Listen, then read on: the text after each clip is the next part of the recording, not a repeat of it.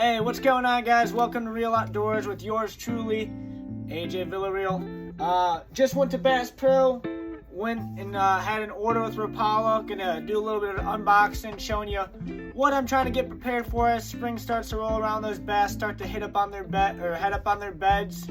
Just really gonna do a brief walkthrough of what I got here. Be sure to like and follow. There's also going to be a video coming out in a few more days here. My top 5 baits for the month of March. You're definitely going to want to check that out. There's definitely going to be a little bit more detail on some of these baits in here. Some other baits I have in my tackle boxes and stuff like that. But we'll go ahead and get started with my first box from Rapala. So, a little quick shout out here to Bass University. So if you're buying a lot of fishing lures, I highly recommend getting a Bass University subscription. With that, you're gonna get a Rapala VIP account, which is really nice because you're gonna save anywhere from 40 to 50% on all your crankbaits, and it ends up paying itself off well before, and then you get all those other videos and things like that. You get discount on Suffix Line, some terminal tackle from BMC. So it's really just that membership in itself pays itself off with that Rapala VIP. But let's get into it.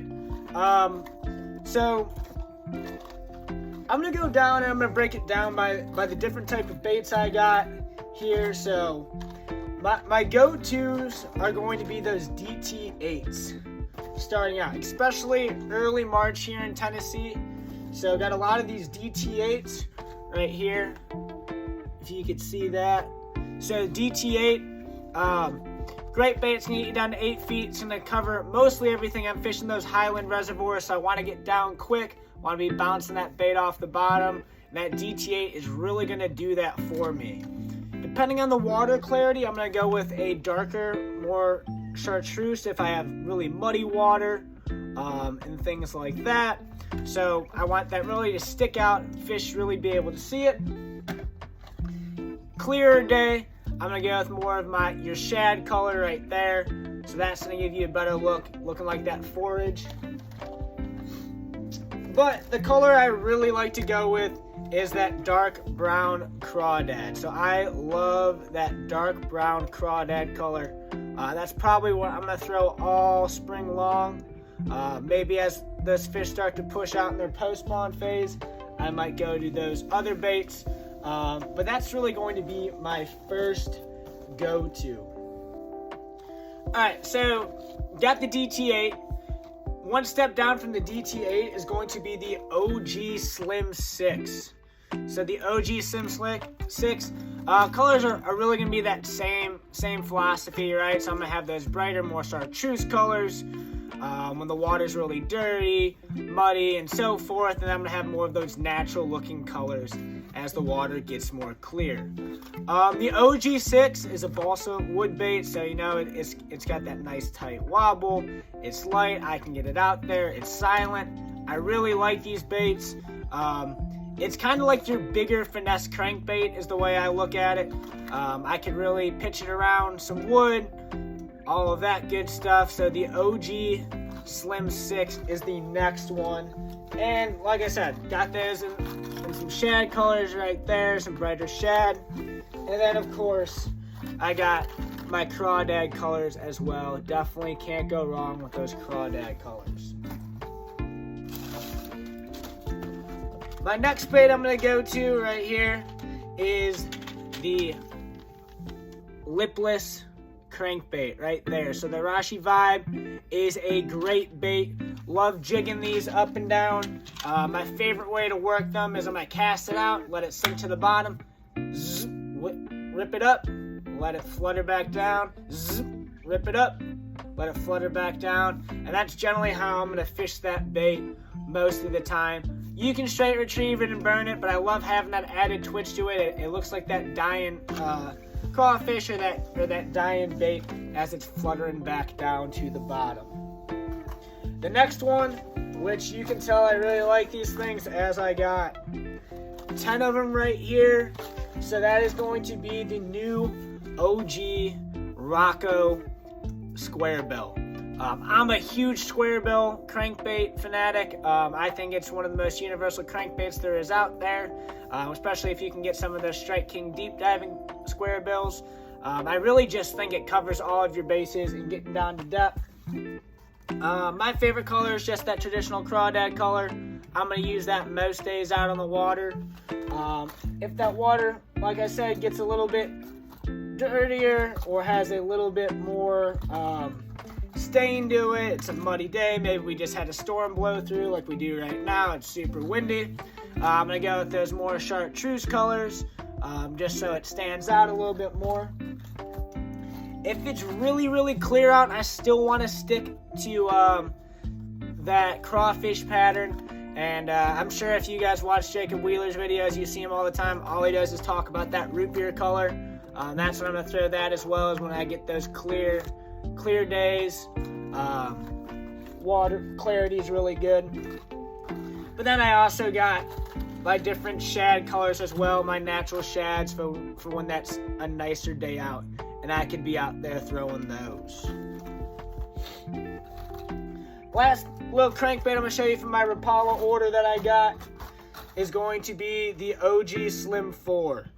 That is going to be your ultimate finesse crankbait, right? So you got a bass up on beds, you're in some shallow flats, maybe you're fishing around in some ditches.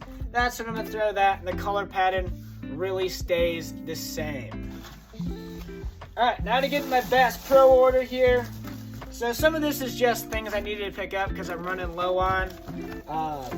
Some of this stuff is things I'm going to use specifically for the spring. But a lot of it was just, it's getting through the winter, reassessing what I have for tackle, what am I low in stock on, and kind of what I need to fill up.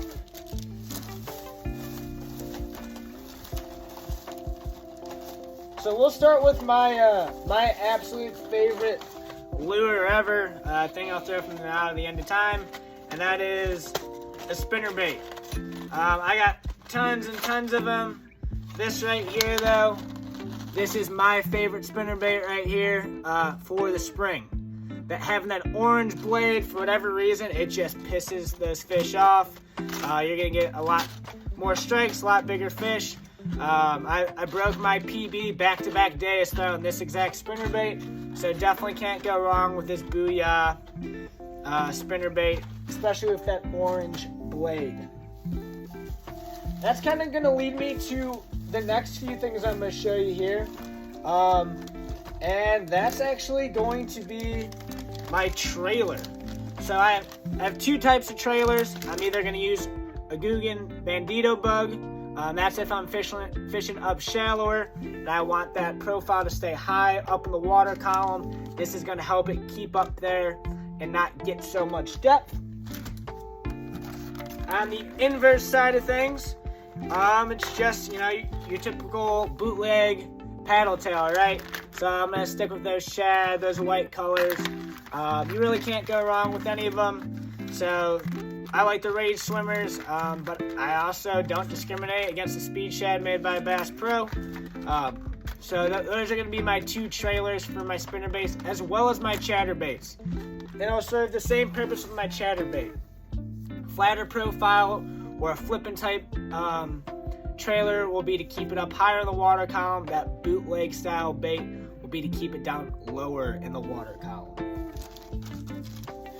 Alright, next thing I got in here, let's just dump it on out.